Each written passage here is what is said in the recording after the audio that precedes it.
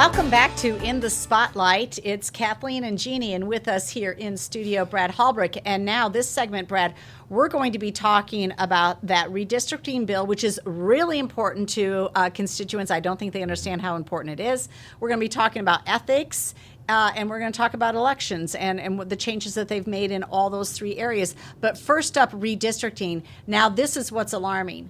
Do you remember Pritzker promised multiple times before he was elected, after he was elected, he promised he would not sign a political map. And what did he do?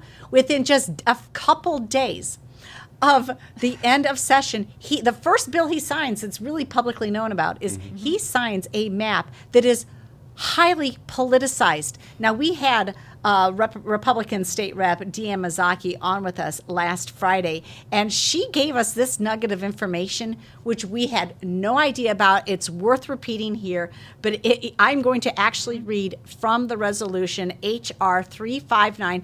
This is what they passed in the House about redistricting, and on page 55 it says Representative District 45, which is the current RD 47, had a population gain of 5,881. The proposed RD 45 retains 87.55% of the current RD 47. This district was drawn for political purposes to assist with increasing the political advantage for neighboring districts. Could that not be more clear? They don't even hide it. They're not even hiding it. It says in black and white in the resolution, the district was drawn for political purposes to assist with increasing the political advantage of neighboring districts. Jeanne Mazzocchi goes on to tell us, and I don't know, this was not said on the floor that I know of, but she goes on to tell us that they literally divided the precinct that she lives in between two different state rep districts and literally drew her into the same district with Deb Conroy, a 10-year Democrat who's got strong incumbency leanings. They literally drew around Deanne's house a couple blocks to include her in Jeanne Mazzocchi's. This is a highly politicized map. When we first talked about this, 0 of 73 Democrats were drawn together. Deb Conroy and Jeanne Mazzocchi were drawn together for a matchup. And at that point, 20 out of 45 House Republicans were drawn into the same districts. That has now been superseded by additional drawing after there were complaints made, which they also put those in writing by name, which was unfair as well. But now you still have 14 Republicans drawn together. Look, I don't care if they're drawn together. I care that these are contiguous and geographically, square-looking districts. I don't care that Republicans are also, getting mapped together. I care that 0 Democrats were. Tell me this wasn't a political map, Brad. Well, it was a political map, and you can see that because the vote on the resolution was 72-45, party lines, right? And so you're right, the stuff that's in black and white in the resolution is just insane that they put that stuff in there like that. They're not hiding it from anybody. Right. I mean, this is just evidence that the game is rigged, and they continue to rig the game that will permanently cement their one-party status forever and way into the future. Well, they are literally picking their voters. Right. That's why we've got to make changes in the way this process is done.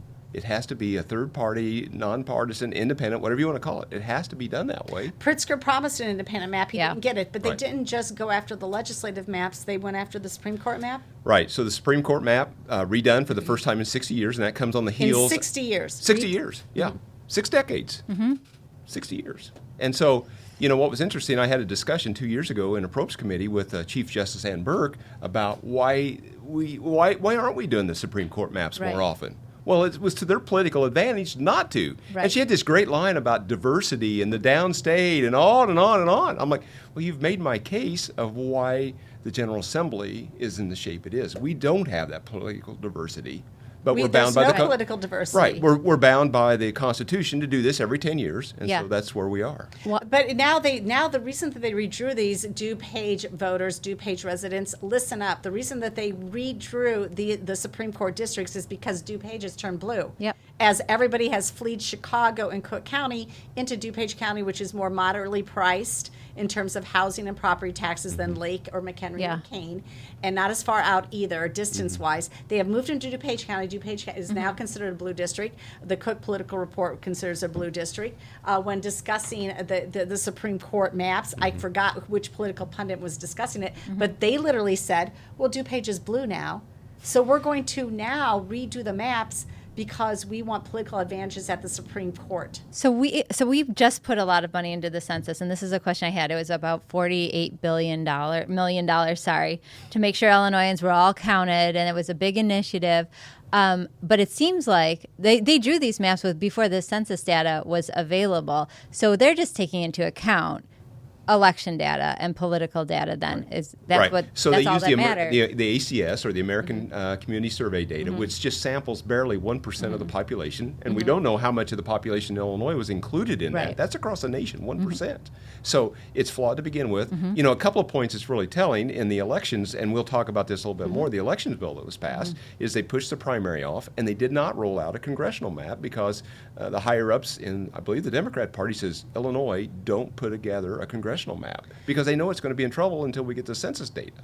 Well, that's right. And now, do you think these maps are in trouble from a lawsuit perspective? Or do you believe the ILGOP, the Illinois Republican Party, is going to sue over these maps? Well, I think the Illinois Republican Party will sue against it. I think they will be joined, and I don't know how all this wrangling is going to work, right? Because there's going to be other groups, different ethnicities that are saying, look, they've not been treated fairly with this American Community Survey data. No. They feel like they've been cut out of this discussion. Minority populations are actually growing. That's one of the growing populations in Illinois. And if they don't use the new census data, then they're not counted fairly. Do I understand that right? That's correct. Right. Well, here's the bottom line on all this, honestly. You can now fully say that Lori Lightfoot is a racist, and you can fully say that J.B. Pritzker is a liar. And he thinks you're stupid and you're going to forget about this, or you just won't care, and he can lie to you. He lied. He 100% lied to you on this issue, said he would go for an independent map, said he would not sign a political map, and this specific district, it says,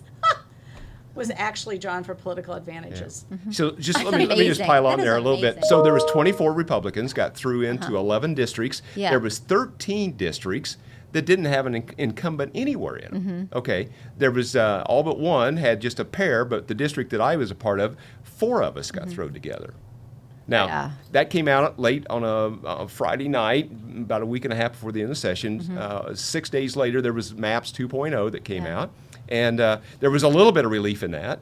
2 of the reps that was thrown into the new 107 that I reside in the center of actually got their own districts. One of the reps, his mailbox prior was across the road in the other district that was no incumbent in. And they've just moved the lines a little bit to take in his house and the other one in the other corner. 100% political. They absolutely know where you live. And again, I am not here to protect Republican incumbents either. But the fact you had 0 of 73 Democrats.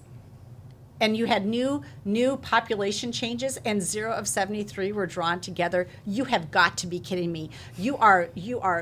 Your BS meter should be through this the roof from the party of fairness. They are not fair. They are not. They don't care. They only care about political advantage and power, and that's what you're getting. If you guys vote for these Democrats, that's all you're getting, and it's no wonder Illinois is the worst-run state in the union. This is why how that happens. Well, it's just more rigging the game, stacking the deck in one party's favor. But the other way that they want to rig the game is with a new election bill. Can you tell us a little bit about that? Yeah, so SB 1825 does a lot of different things. And I guess the first thing I'll talk about is county boards, right, that are done by districts. They had to have their new reapportionment plan done by July 1st. This will push that off to December 31st. Again, another telling issue here. They will then have the census data. I mean, it gives them the opportunity to do either ACS or census data, but I'm guessing most people are going to probably wait till they get their census data since they have that December 31st deadline to deal with that. So that's one thing. The other thing is the primary got pushed off. We knew that there was just not going to be really any way possible, just to give you a little background, right? We know that the census data now has told us that that data would be out mid-August to sometime in September, so it's going to take a while to work that through. So they pushed the primary off. Typically, we would start getting signatures right around the 1st of September. Now that's pushed off till, I think, January the 7th with a June 28th primary instead of a mid to late March. And, of course, now legislative Republicans have all these primaries. We have Governor Pritzker doesn't have a primary opponent, so we just spend a longer amount of time in our circular firing squad. And Democrats are fat and happy, literally. Right, because they literally don't have anybody running Right. against That's them right. because they got their own districts. Right. Right. So a couple things that I think some will view, maybe there's some good things in here. There's a ability to put in some vote centers. You've got to at least provide one vote center. And some of our smaller rural counties would like to have the opportunity to do vote centers. They think that's kind of a good thing. But also they're going to be, I believe they have to put in a voting situation for jails.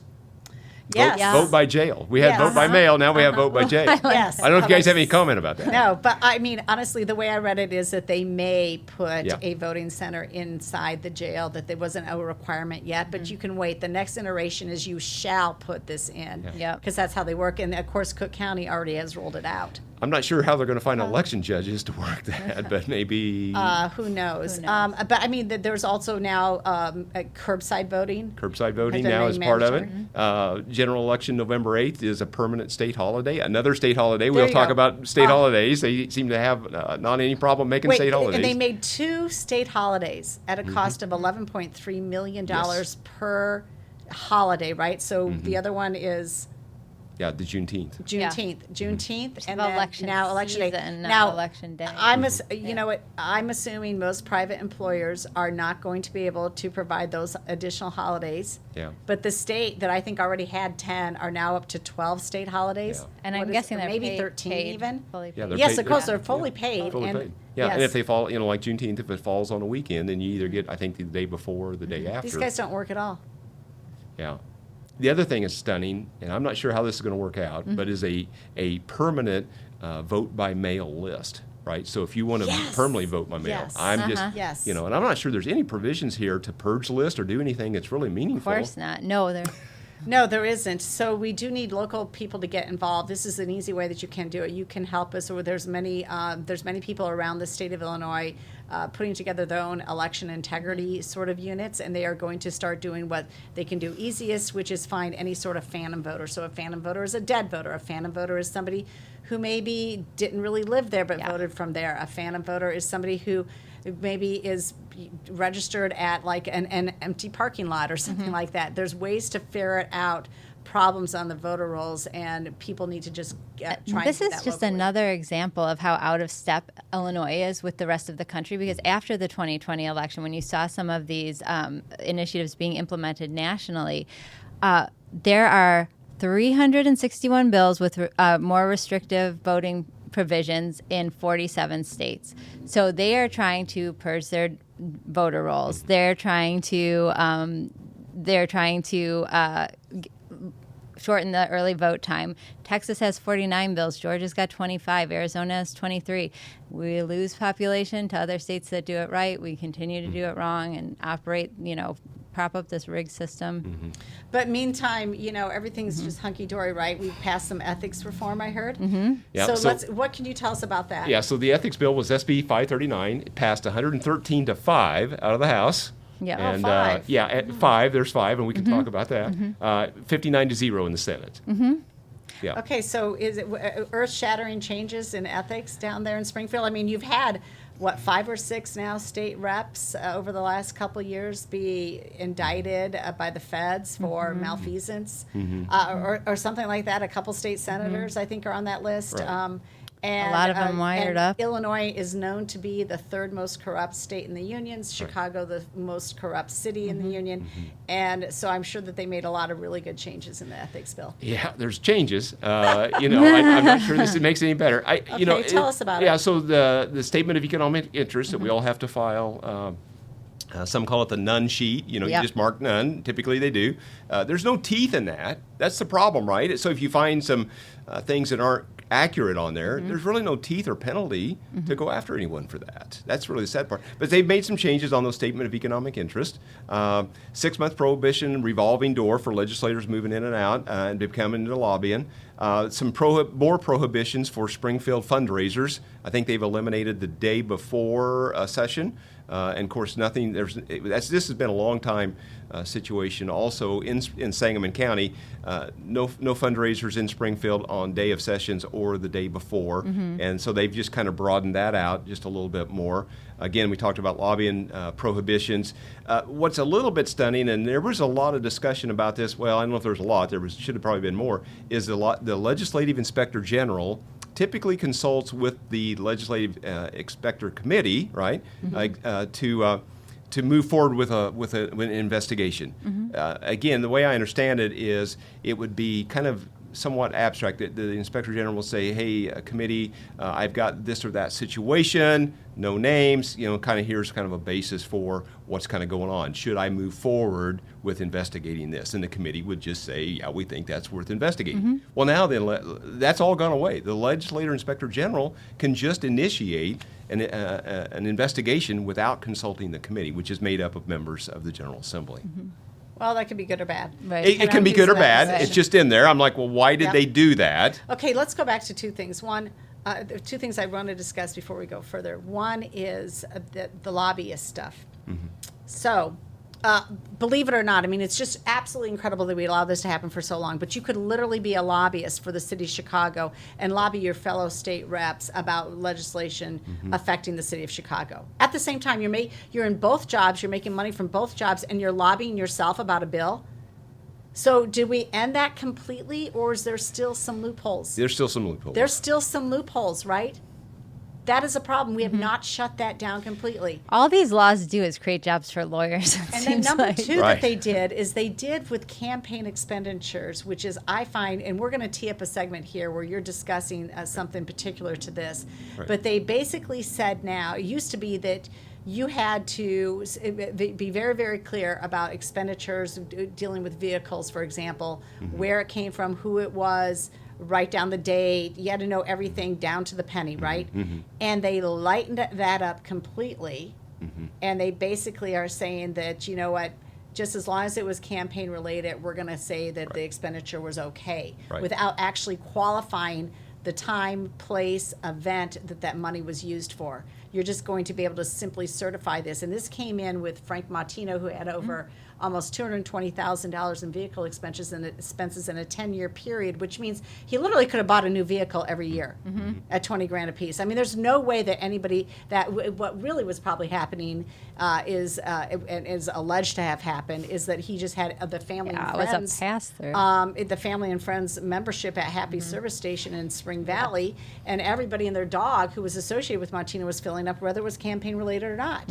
And like 35% of the cases, those vehicle and auto expenses were nice round numbers. How often do you get your vehicle repaired and it's a nice round number? Yeah, never. Almost never. Never. So you talked about this because since 2016, when we found out about his fraudulent campaign accounts, you and I and a handful of others had called for his resignation, right? And so we have a clip of you on the House floor discussing this particular resolution. JP, if you could play that clip, that'd be great.